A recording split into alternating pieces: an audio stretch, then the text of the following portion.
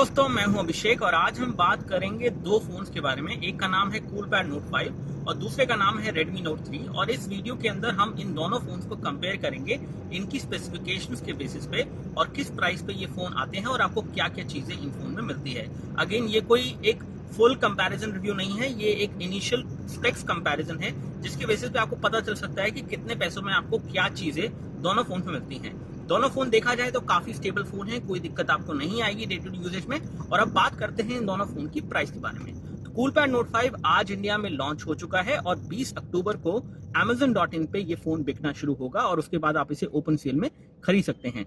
दूसरा फोन जो कि रेडमी नोट 3 है वो ऑलरेडी अवेलेबल है। प्राइस की बात करें तो कूलपैड नोट 5 आपको मिलेगा 10,999 यानी कि 11,000 रुपए में, और रेडमी नोट 3 आपको मिलता है 10,000 रुपए से शुरुआत, जिसमें आपको 16 GB स्टोरेज मिलती है। और दूसरा जो वेरिएंट है वो तकरीबन 12,000 रुपए के आसपास आ जाता है। तो अगर हम कंपैरिजन करें तो यहाँ पे हमें करना चाहिए कंपैरिजन रेडमी नोट 3 के 32 GB वेरिएंट के साथ कूलपैड नोट 5 का। तो कूलपैड नोट 5 और रेडमी नोट 3 के 32 GB वेरिएंट में दोनों में सेम स्टोरेज आपको मिलती है, लेकिन दोनों में सेम रैम आपको नहीं मिलती है, क्योंकि कूलपैड नोट 5 में आपको 4 GB की रैम मिलती है, जबकि रेडमी नोट 3 के 32 GB वेरिएंट जो कि तकरीबन 12,000 रुपए के आसपास है, उसमें आपको 3 GB की रैम मिलती है। तो यहाँ पे आपको 1,000 रुपए एक्स्ट्रा देने हैं और उसके बाद आपको रैम कम मिलती है। लेकिन रैम सब कुछ नहीं होती है, चीजें होती हैं फोन के अंदर इंपॉर्टेंट, उसकी मल्टीटास्किंग एक्सपीरियंस, उसकी परफॉर्मेंस क्या है। तो परफॉर्मेंस के हिसाब से देखिए, अगर हार्डवेयर के हिसाब से इन दोनों फोन्स को हम कंपेयर करें तो उन दोनों फोन्स को कंपेयर करने के लिए हार्डवेयर में रेडमी नोट 3 डेफिनेटली काफी पावरफुल है और बहुत स्टेबल भी है। तो रेडमी नोट 3 के अंदर जो आपको स्नैपड्रैगन 650 का प्रोसेसर मिलता है वो काफी अच्छा है अगर आप कंपेयर करेंगे कूलपैड नोट 5 के प्रोसेसर के साथ। लेकिन और चीजों के बारे में बात करें तो रैम यहाँ पे कम है और वहां पे ज्यादा है कूलपैड नोट 5 में। तो ऐसे में मल्टीटास्किंग में थोड़ा बहुत फर्क पड़ सकता है, लेकिन ओवरऑल बहुत ज्यादा फर्क नहीं आएगा। और चीजों की अगर हम बात करें कि दोनों फोन्स के अंदर डिस्प्ले आपको कैसे मिलता है, दोनों ही फोन के अंदर आपको एक बहुत ही वाइब्रेंट डिस्प्ले मिलता है। दोनों फोन फुल HD डिस्प्ले के साथ आते हैं, IPS LCD डिस्प्ले है, व्यूइंग एंगल्स बहुत बढ़िया हैं दोनों ही फोन्स के। तो डिस्प्ले वाइज मेरे हिसाब से दोनों ही फोन इक्वल हैं, कोई कमी नहीं है। अगर हम कैमरास की बात करें, अब कैमरास के हिसाब से देखें तो रियर कैमरा 13 मेगापिक्सल मिलता है आपको कूलपैड नोट 5 में और रियर कैमरा मिलता है 16 मेगापिक्सल रेडमी नोट 3 में। और कैमरा के हिसाब से देखें तो दोनों ही फोन्स में डिसेंट कैमरास आते हैं, बहुत ज्यादा ग्रेट कैमरास नहीं है, लेकिन दोनों ही फोन में डिसेंट कैमरास आते हैं। और कैमरा के हिसाब से देखें तो दोनों से ही आपको अच्छी क्लैरिटी जो है मिल सकती है डे लाइट में। लो लाइट में हालांकि दोनों ही फोन के कैमरास जो है वीक हैं।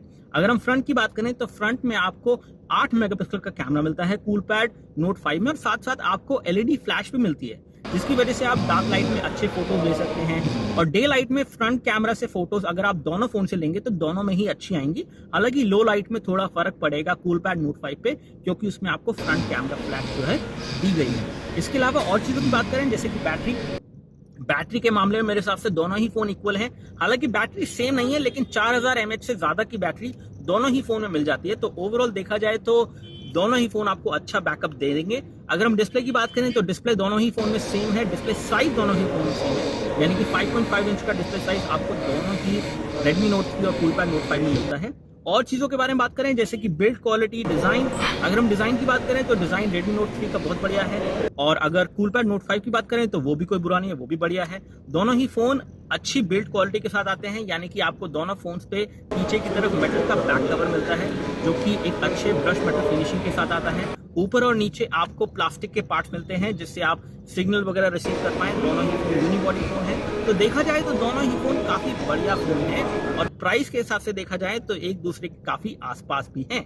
लेकिन अगर आप पावर यूजर हैं, अगर आपको बहुत ज्यादा हेवी गेमिंग वगैरह करनी है, तो उस केस में स्नैपड्रैगन 615, मैं कूलपैड नोट 5 की बात नहीं कर रहा हूं यहाँ पे, लेकिन स्नैपड्रैगन 615 या 617, जो 617 है बेसिकली कूलपैड नोट 5 में, अगर उस प्रोसेसर की बात करें तो वो बहुत ज्यादा पावरफुल प्रोसेसर नहीं है, लेकिन आप उसमें HD गेमिंग जो है कर सकते हैं, यानी कि हेवी गेम्स आप कूलपैड नोट 5 और रेडमी नोट 3 दोनों में खेल सकते हैं। लेकिन अगर आप पावर यूजर हैं और बहुत ज्यादा गेमिंग करते हैं तो डेफिनेटली आपको कूलपैड नोट 5 में इतनी अच्छी परफॉर्मेंस नहीं मिलने वाली है स्नैपड्रैगन 617 के साथ, जबकि रेडमी नोट 3 में आपको बेहतर परफॉर्मेंस जो है मिल सकती है। लेकिन अगेन इस चीज को हम फाइनलाइज नहीं कर रहे हैं, इसको टेस्ट करके ही आपको बताएंगे, फिलहाल इसको आप फाइनल मत समझिए। लेकिन अभी तक जो फोन्स हमने टेस्ट किए हैं 617 के साथ उसमें ऐसा देखने को मिला है।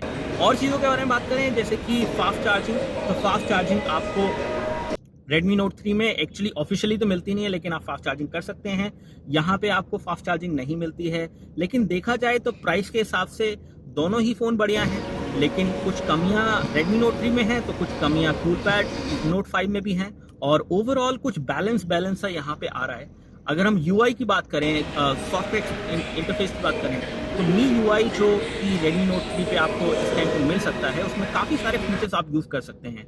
और CoolPad Note 5 के अंदर आपको Cool UI 8 मिल रहा है, जिसमें नए फीचर डाले गए हैं, और साथ ही साथ फिंगरप्रिंट सेंसर दोनों फोन में है। लेकिन CoolPad Note 5 में फिंगरप्रिंट सेंसर से आप कॉल्स वगैरह एक्सेप्ट भी कर सकते हैं, कॉल भी कर सकते हैं, और चीज़ें एक्स्ट्रा कर सकते हैं। और ये सब चीज़ें थोड़ा एप्लीकेशन जैसे लॉक करना है कुल फिंगरप्रिंट सेंसर से, तो वो सब चीज़ें दोनों ही फ़ोन में हो सकती हैं। तो देखा जाए तो CoolPad ने बहुत अच्छा फ़ोन लॉन्च किया है, एक बढ़िया फ़ोन जिसमें आपको 32 GB की स्टोरेज मिलती है 11,000 रुपये, जिसमें आपको 4 GB की रैम मिलती है 11,000 रुपये में, जिसमें आपको फुल HD 5.5 इंच डिस्प्ले मिलता है 11,000 रुपये में, और इस फ़ोन के अंदर आपको एक डिसेंट हार्डवेयर मिलता है, बहुत ज़्यादा पावरफुल हार्डवेयर नहीं है। तो फिलहाल मैं इतना कहना चाहता हूं कि दोनों ही फ़ोन अच्छे और बुरे हैं। कुछ बातों में आप अपना डिसीजन उसके हिसाब से ले सकते हैं, लेकिन डिसीजन लेने से पहले हमारे और वीडियोस देखना ना भूलें। उन वीडियोस के लिंक मैं वीडियो के डिस्क्रिप्शन में डाल दूंगा, यहाँ एनोटेशन में लगा दूंगा, ताकि आप उन वीडियोस को जाके देख पाएं और एक्चुअली में पता चला पाएं कि कौन सा फ़ोन अच्छा है आपके हिसाब से, जब हम दोनों फ़ोन की रियल टाइम टेस्टिंग करेंगे अपने रिव्यू लैब में। तो फिलहाल इस वीडियो में इतना ही। बहुत बहुत शुक्रिया आपका इस वीडियो को देखने के लिए। अगर आपको वीडियो अच्छा लगा है तो लाइक बटन दबाइए, जो कि आपको वीडियो के नीचे मिलेगा। अगर आपको इस तरह के वीडियोस और देखने हैं तो सब्सक्राइब बटन दबाइए, वो भी आपको वीडियो के नीचे मिलेगा। बहुत बहुत शुक्रिया आपका इस वीडियो को देखने के लिए। जय हिंद, वंदे मातरम।